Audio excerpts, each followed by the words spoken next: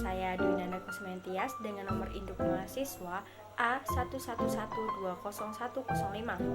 Tujuan saya membuat video ini adalah untuk memenuhi tugas teori prosa fiksi dan drama, di mana ditugaskan untuk membuat video pembelajaran. Adapun sumber-sumber yang saya dapatkan daripada materi saya dapatkan dari sumber Google dan juga KBBI.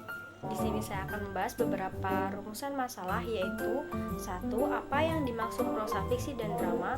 2. Apa saja jenis prosa fiksi dan drama? Dan 3. Apa ciri karya sastra lama dan baru?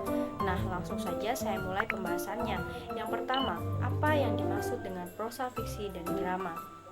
Menurut Kamus Besar Bahasa Indonesia, prosa adalah karangan bebas, yang mana artinya tidak terikat oleh kaidah yang terdapat di dalam puisi. Kajian kesusastraan sering mengistilahkan prosa sebagai fiksi, teks naratif, atau wacana naratif. Prosa dapat diartikan karya naratif yang menceritakan sesuatu yang bersifat rekaan atau tidak sungguh-sungguh terjadi di dunia nyata. Tokoh peristiwanya dan latar dalam fiksi bersifat imajiner. Kemudian fiksi memiliki pengertian yaitu karya sastra yang mengungkap realitas kehidupan sehingga mampu mengembangkan daya imajinasi. Dan menurut Kamus Besar Bahasa Indonesia, fiksi adalah cerita rekaan seperti novel, roman, dan sebagainya. Prosa fiksi sendiri dapat dibedakan atas cerita pendek dan novel. Selanjutnya, pengertian daripada drama. Nah, drama ini merupakan salah satu jenis karya sastra yang mempunyai kelebihan dibandingkan dengan karya sastra jenis lainnya, yaitu memiliki unsur pementasan yang mengungkapkan isi ceritanya secara langsung dan dipertontonkan di depan umum. Drama adalah karya sastra dalam bentuk dialog yang dimaksudkan untuk dipentaskan atau dipertunjukkan. Sementara itu, menurut Kamus Besar Bahasa Indonesia, drama adalah komposisi syair atau prosa yang diharapkan dapat menggambarkan kehidupan dan watak melalui tingkah laku atau acting atau dialog yang dipentaskan. Rumusan masalah poin yang kedua ini membahas tentang apa saja jenis prosa fiksi dan drama. Prosa fiksi dapat dibedakan atas prosa lama dan prosa baru, sedangkan drama dapat dibedakan atas drama menurut masanya dan drama berdasarkan isi kandungan cerita. Pertama-tama saya akan membahas mengenai prosa lama dan prosa baru terlebih dahulu. Prosa lama merupakan karya sastra yang belum mendapatkan pengaruh dari sastra atau kebudayaan barat. Dahulu, prosa lama disampaikan secara lisan dikarenakan belum dikenalnya bentuk tulisan. Setelah masyarakat Indonesia akrab dengan tulisan, karya sastra berbentuk tulisan pun mulai banyak dikenal, dan sejak saat itulah babak-babak sastra pertama dalam rentetan sejarah sastra Indonesia mulai ada.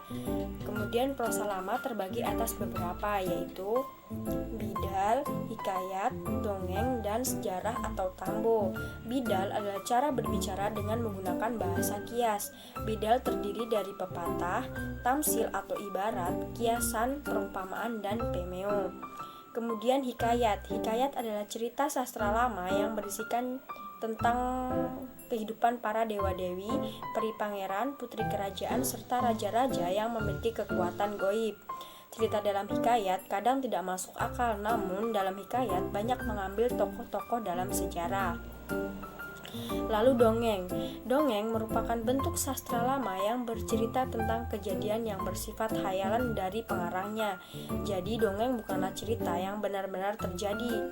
Bentuk daripada cerita dongeng adalah mite, sage, fabel, legenda, dongeng jenaka atau penggali hati, cerita perumpamaan, parabel, cerita berbingkai, cerita sisipan, dan cerita panji. Dan sejarah atau tambo yang berasal dari bahasa Arab, yaitu dari kata sajaratun yang berarti pohon. Sejarah adalah salah satu bentuk prosa lama yang isi ceritanya diambil dari suatu peristiwa sejarah. Ceritanya bisa dibuktikan dengan fakta, namun terkadang tidak sepenuhnya mengandung kebenaran karena dicampurkan dengan hal-hal yang tidak masuk akal atau dongeng. Selain berisikan peristiwa sejarah, juga berisikan silsilah raja-raja. Berbeda dari prosa lama, prosa baru adalah karangan prosa yang timbul setelah mendapat pengaruh sastra atau kebudayaan barat. Bentuk-bentuk dari prosa adalah 1. Roman. yang mana mengisahkan kehidupan pelaku utamanya dengan segala suka duka. Dalam roman, pelaku utamanya diceritakan dari masa kanak-kanak hingga dewasa, bahkan sampai meninggal dunia. Roman mengungkap adat atau aspek kehidupan suatu masyarakat secara mendetail dan menyeluruh. Alurnya bercabang-cabang, banyak digresi atau pelanturan. Berdasarkan kandungan isinya, roman dibedakan atas roman bertendens, roman sosial, roman sejarah, roman psikologi, dan roman detektif. 2. Novel merupakan bentuk prosa baru yang hanya mengisahkan sebagian hal penting, menarik, dan yang mengandung konflik pada kehidupan pelaku utamanya. Konflik tersebut mengakibatkan perubahan nasib pelaku.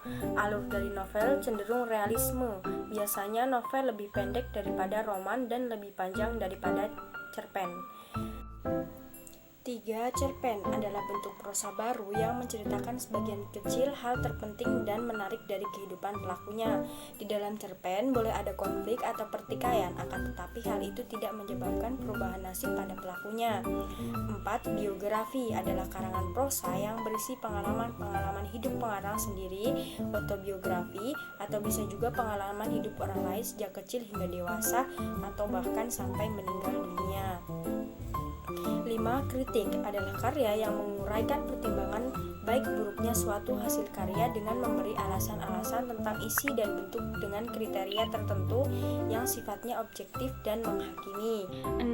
Resensi. Resensi merupakan ulasan suatu karya baik buku, film, drama, dan lain-lain yang berisi pemaparan agar calon pembaca mengetahui karya tersebut dari berbagai aspek, mulai dari tema, alur perwatakan, dialog, dan lain-lain. Biasanya disertai dengan penilaian dan saran tentang perlu tidaknya karya tersebut dibaca atau dinikmati. 7. Esai adalah ulasan masalah secara sepintas yang berdasarkan pandangan pribadi penulisnya.